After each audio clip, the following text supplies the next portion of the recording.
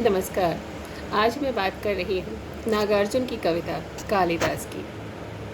नागार्जुन, जिनका नाम आप सभी ने सुन रखा है, वह प्रगतिवादी काव्यधारा के प्रतिनिधि कवियों में से एक हैं। बाबा नागार्जुन अपने विशिष्ट भावबोध के लिए और अपनी कविताओं के विशेष जो उनके मिजाज थे उसके लिए जाने जाते हैं। इनकी टक्कर के कवि निराला और कबीर हैं। पूरी भारतीय काव्य परंपरा नागार्जुन के काव्य में जीवंत देखी जा सकती है। उनका काव्य अपने समय को, परिवेश की समस्याओं को, समय की चिंताओं को, संघर्षों को कई तरह से जोड़ती है। लोक संस्कृति और लोक हृदय से गहरी पहचान उनकी कविताओं में दिखती है। भारतीय मानस को वे समझते थे और विषय वस्तु वहीं से उठाते थे। प्रोफेसर मैनेजर पांडे उन्हें जन कवि कहते हैं, तो जनता के प्रति पूरी तरह जवाबदेही भी उन्होंने निभाई है। नागार्जुन की जो कविताएं हैं वह विद्वानों के लिए भी उतनी ही है जितनी किसानों के लिए। गहन संवेदना को अभिव्यक्त करती हैं उनकी कविताएं, जो मानव प्रेम से जुड़ी हैं, प्रकृति के मनोरम चित्र प्रस्तुत करती हैं। एक कविता है उनकी कालिदास। इस शीर्षक से प्रकाशित उनकी कविता एक विशेष रचना प्रक्रिया में रची गई है। नागार्जुन कहते हैं कि जब भी कोई कवि काव्य सृजन करता है तो उसके कथानक और पात्र उसके अपने जीवन को गहरे तक प्रभावित करते हैं। उन पात्रों का सुख और दुख कवि का अपना सुख दुख बन जाता है। कवि पात्रों की पीड़ा के माध्यम से अपनी पीड़ा का चित्रण करते हैं। आचार्य रामचंद्र शुक्ल ने इस जो ये स्थिति बनती है, इसे साधारणीकरण कहा है। कालिदास कविता जब आप पढ़ेंगे तब आप इससे साधारणीकरण कर सकेंगे। यह जो कविता है यह नागार्जुन ने संस्कृत के महाकवि कालिदास के ऊपर लिखा है।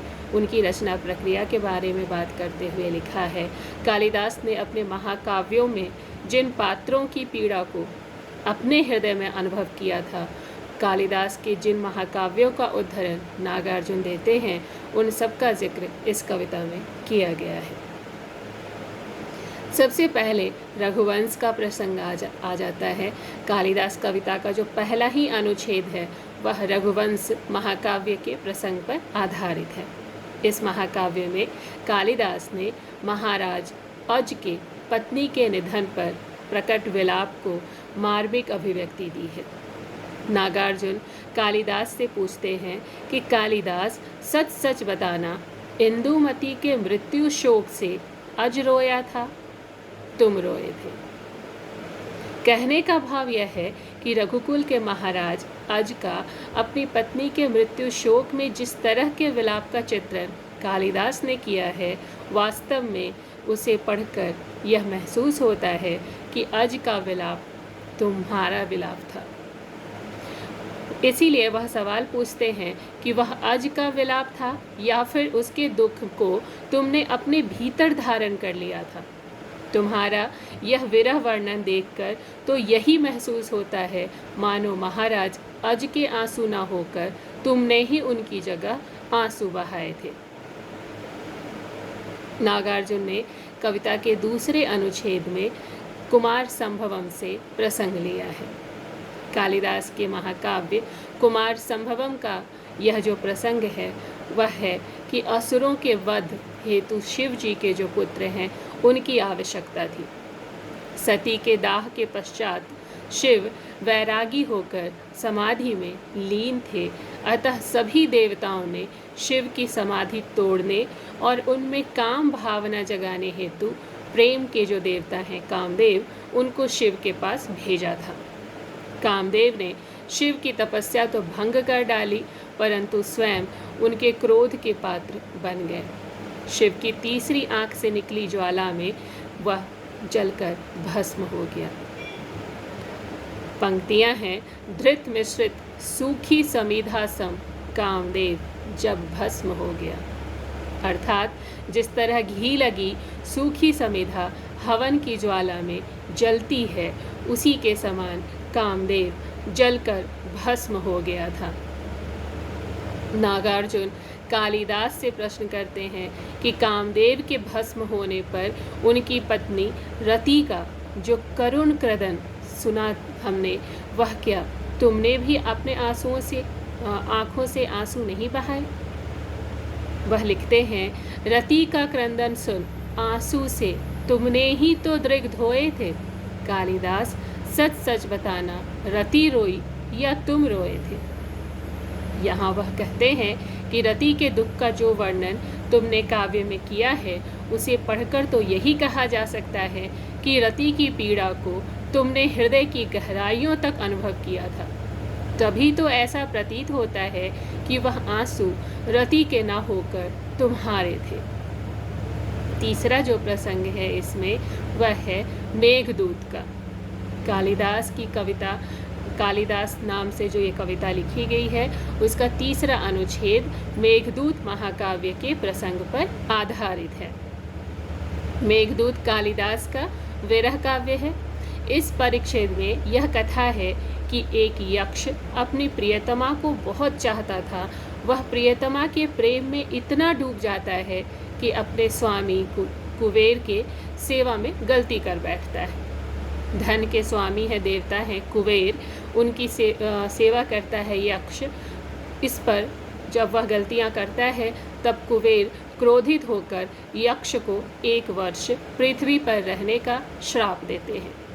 यक्ष पृथ्वी पर आ जाता है, परंतु जब वर्षा ऋतु प्रारंभ होती है, आकाश में काली घटाएं घुमड़ने लगती हैं, तब यक्ष का जो मन है वह प्रियतमा के विरह में व्याकुल हो जाता है।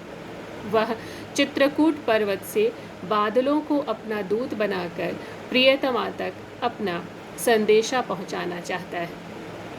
नागार्जुन कालिदास से पूछते हैं कि उन पुष्करावर्त मेघों का साथी बनकर उड़ने वाले कालिदास, सच सच बताना, पर पीड़ा से पूर पूर हो, थक थक कर और चूर चूर हो, अमल धवल गिरी के शिखरों पर प्रियवर तुम कब तक सोए थे, रोया यक्ष कि तुम रोए थे? यहाँ कहने की भावना यही है कि यक्ष की तरह विरह पीड़ा को कालिदास ने भोगा, तभी तो विरह काव्य लिख पाए। नागार्जुन इस कविता के माध्यम से यह बताना चाहते हैं कि कोई भी कवि जब तक दूसरे के भाव को अपने में धारण नहीं कर लेता, जब तक वह दूसरे की व्यथा और पीड़ा को नहीं समझ लेता, तब तक वह उस पीड़ा को लिख नहीं सकता। नागार्जुन की ये जो कविता है, सुमित्रानंदन पंत की पंक्तियों को सार्थक करती है। वियोगी होगा पहला कवि, आह से उपजा होगा गान, उमड़कर आँखों से चुपचाप बही होगी कविता अनजान। यह कविता छोटी सी है, कालिदास कविता छोटी सी है। शिल्प की दृष्टि से यह कविता बहुत महत्वपूर्ण है।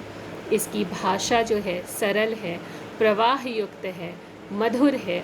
इस कविता को पढ़कर हम कालिदास के माध्यम से एक नई जो विचार बिंदु है उससे अवगत होते हैं। इस कविता में नागार्जुन कालिदास के माध्यम से यह कहना चाहते हैं कि लेखक जब तक जिस पात्र की वह रचना कर रहा है उससे जुड़ता नहीं है, तब तक उसकी कविता का साधारणीकरण असंभव है। और साधारणीकरण जब तक नहीं होता, तब तक वह रचना पाठकों के दिल तक नहीं जुड़ती है। जैसे कि शुरुआत की पंक्तियां मैं फिर से दोहरा दूं, कालिदास, सच सच बताना, इंदुमती के मृत्यु शोक से अज रोया था या तुम रोए थे?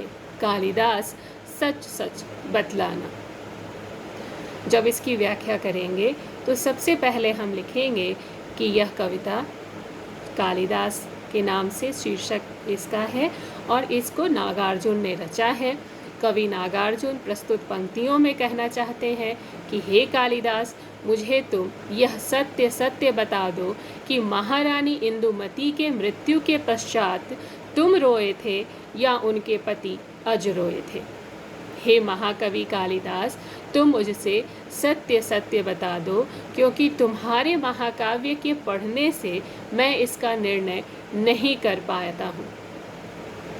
इसका जो पंक्तियाँ हैं, इन पंक्तियों में विशेषताएं हैं कि भाषा अत्यंत सरल है, प्रवाहमयी खड़ी बोली है जो जनसाधारण की भी समझ में आ जाती है। दूसरी विशेषता है कि कवि ने कालिदास की एक ऐसी रचना से अवगत कराया है जिसकी गणना संस्कृत में बृहत्त्रयी में होती है, और इस पंक्तियों में सच सच जो है उसमें पुनरुक्ति प्रकाश अलंकार है।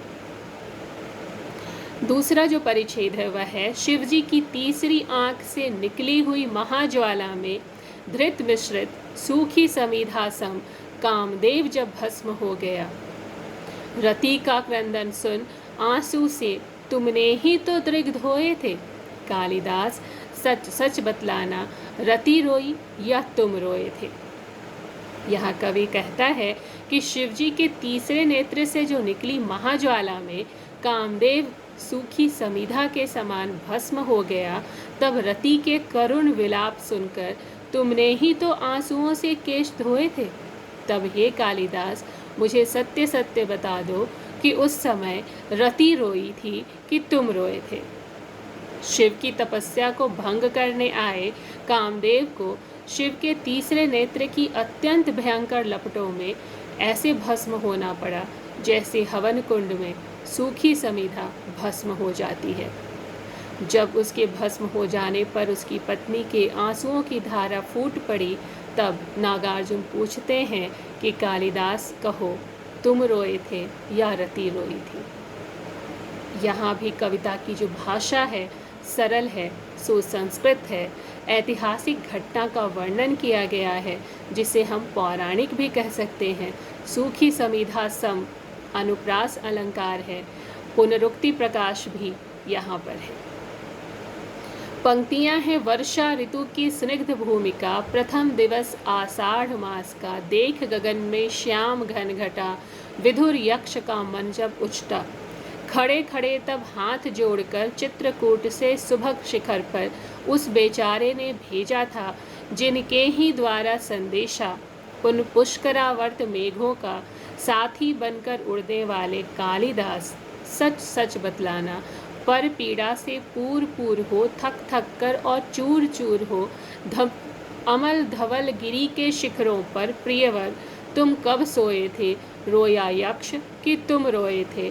कालिदास सच सच बतलाना। यहाँ कवि ने कहा है कि आषाढ़ के महीने के प्रथम दिन से जब वर्षा ऋतु प्रारंभ होती है, वर्षा की शांत भूमिका में आकाश में काले बादलों को घिरता देखकर पत्नी के विछोह से दुखी यक्ष का मन जब उचटने लगता है, तब वह चित्रकूट के शिखर पर हाथ जोड़कर खड़ा हो जाता है और उन मेघों की ओर देखने लगता है जिनके हाथों उसने पहले संदेशा भेजा था। कवि कहते हैं कि उन पुष्कर और आवर्त मेघों के साथी बनकर आप उड़ने वाले कालिदास हैं, इसलिए मुझे आप सत्य बताएं कि इन मेघों के साथ जो उड़ा जा रहा था उसके दुख से पूरित होकर आप भी रोए थे।